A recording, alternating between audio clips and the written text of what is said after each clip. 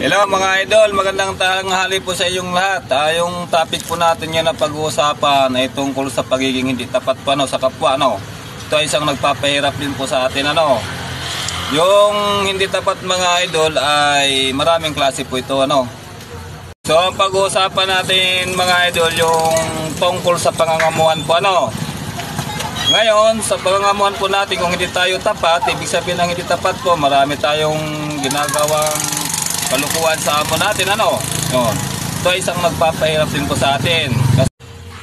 Kaya ito po mga idol ay nagpapahirap din sa atin dahil kung malaman tayo ng amo natin, tatanggalin tayo sa trabaho. So mawawalan tayo ng trabaho. Ngayon kung mag-apply naman tayo sa iba, walang tatanggap sa atin sa pangangamuhan kasi simple. So hanggat idol, wala tayong trabaho. Siyempre pag wala tayong trabaho, wala tayong pera. So diyan tayo nagkakahirap-hirap. Naghihirap ang buhay po.